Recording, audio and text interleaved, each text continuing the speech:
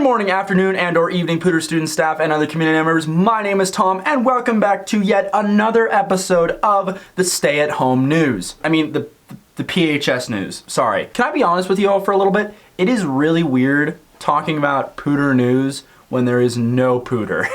But let's get into some stuff. First off, we have the contest winners for the Fancy Ramen Challenge that we set out last week. We had a whopping one applicant.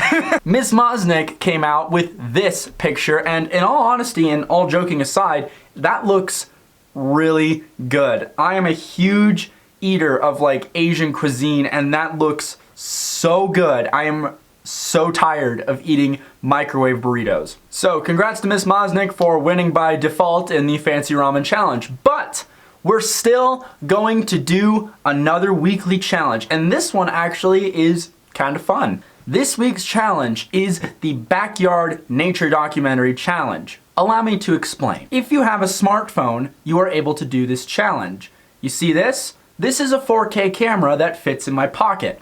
You have no excuse not to do this challenge. And I know all of you are documentists because you always document your stupid lives on social media. Don't act like you don't, because I see it all over my feed. So you are all able to do this. The rules of the contest are, the criteria you must meet for the challenge is, you must take a 15-second documented clip of whatever nature is going on in your backyard.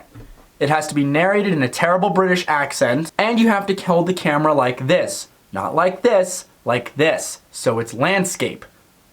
It's not hard. Save those videos and send them to my email at 48975@psdschools.org. We hope to see some more applications this time because honestly, this kind of just sounds funny. Now, before we get into another announcement about game stuff, let's do a really cool interview that I conducted with a current PHS student who is working at a grocery store. Alright, as I said, we're going to be interviewing a previous or current, however you look at it, PHS student. I've got my friend here, Nathan. Nathan, how are you, buddy?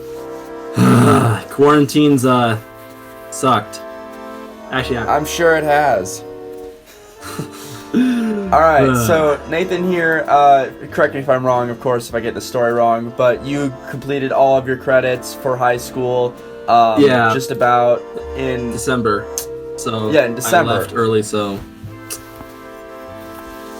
that's awesome. And so you started working at a job. So, of course, my first question for you is, where do you work? I'm one of the last few people to have a job in Fort Collins, as it seems, because I work at King Soopers. And which one? The one over on North College. Got it. And how long have you worked there in total? For about roughly 7 months. That's pretty good.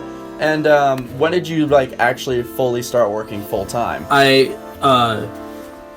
just like a few weeks. Like I was getting close to full time, but I was officially got full time right like a few weeks before COVID hit, actually. Okay. And how would you like describe normal traffic at the store before all this COVID stuff? Normal traffic was actually pretty like mellow. It would be like mellower like in the morning, would kind of hit a little bit of a peak when everyone was hitting their lunch break from off at work, and then in the evenings again when everyone was getting out of school, it would hit a peak again, and then sort of calm back down in the evening. Okay, interesting. And then except Sundays it was just madhouse. Okay, I'm sure. You know, it's the weekend, Yeah. obviously. And so what was it like when the first, panic wave hit? When the first panic wave hit, oh god. Toilet paper was going through the lines like it wasn't no tomorrow. Hand sanitizer, I think when the first wave hit, when I first got there, hand sanitizer was gone. So I didn't even get to see hand sanitizer. The lines were, so the store was divided as there's like the front section, then the middle little walkway, and then the back section of all the aisles. The lines from the check stands were to that little middle section. Whoa. And they were not calming down. And it's a big store, and It so is, like and we were running all 9 of our check stands at that time, all of them backed up. But then I think one of the better ones was when that stay-at-home alert was ordered. I literally pulled out my watch and set the stopwatch to see how long it would take for the rush to hit. It took 17 minutes. Whoa, that's crazy, actually. because I was like, okay, we're about to get rushed. I want to see how long this is gonna take. Okay. That's interesting. So, how is your personal stress level about the situation right now? It at first was pretty high. Now it's kind of calming down a little bit. It's still been pretty stressful though, because you have to make sure everyone's happy. Because not everyone's happy about limits that we've been putting in, so you have to make sure everyone stays happy. But I just found that if you don't really if people start yelling at you, you just kind of zone out, it's fine. Interesting. So, my question is, I'm sure a lot of people are probably wondering this. What sort of safety precautions is the store taking during this outbreak? This is actually a big thing right now, especially what's been going on a little bit recently. We've been cleaning check stands every 30 minutes. Every 30 minutes, we get taken out to go wash our hands. We're now required to wear masks.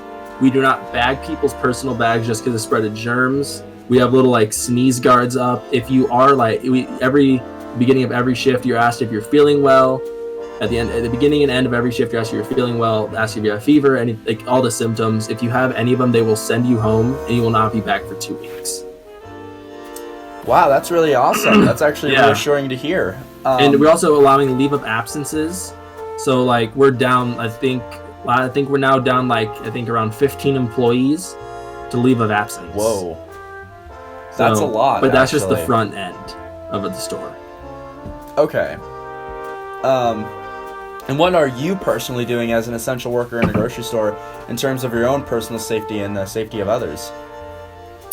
I'm just wearing my mask, washing my hands, using the hand sanitizer as much as I can, because I don't have access to a sink at my check stand, so all I have access to this little or not little. It's about the size of this of hand sanitizer. That's all I can use to keep myself protected. Yeah, and that's understandable. And there's only so much that everyone can do in a virus when we don't really know how much it spreads. Yeah. Are you personally concerned with getting infected? I've been up and down about that, not as much as I could be possibly about it all, but life happens in my opinion. So if I happen to get it. Yeah, and again, it's such a huge virus, and there's only so many cases in Larimer County, and of course that could spike very easily. I think the concern is pretty low right now. So, speaking of all of that, how do you think the public is responding? Do you think people are being as responsible as they can be, and are things getting better or worse from when this started? People are. I don't know. It seemed like the last few weeks we were a little bit calming down. No one was there as much. It seemed like a little bit slower on shifts. I mean, I was in the check stand, but we only needed 2 of them open, not 5 or 6. But now that people are it's funny. People were saying, "Stay inside. We're about to hit our peak." Yeah, everyone rushed to the grocery store. Wow, that's awesome. So before we go, Nathan, I wanted to give you the opportunity really fast. You have 30 seconds to tell your worst COVID customer story without any, swear words or anything like that. So let's hear it. So we have limits, as I said earlier. And the one limit no one likes is our bread limit. But so we're only limited to 3 breads. And there's these people that come through and they grab 18 loaves of bread and they're like, "Yeah, I need my 18 loaves of bread to feed my 19 kids." And I was like, "Yeah, you can only have 3, dude. I'm not giving you 18 loaves of bread. The family of 4 down there that's living off food stamps needs it more than you do for your 18 kids." So that's just a general thing. I've not had an actual worst one. It's just general people hating our limits. Well, that is unfortunate to hear. Well, thank you so much, Nathan, for coming on. I know you're a member of the PHS News before. It's really great to have you back on in some way, shape, or form. All right, well, I'm going to get back to recording the regular news, and I'm going to start recording this. So, thank you for tuning in. See you guys later, I guess. Thanks again, Nathan, for joining me this morning. And now let's talk about our next game night. Our last game night with Finish the Lyrics on Kahoot was a huge success, and we're back to do it again.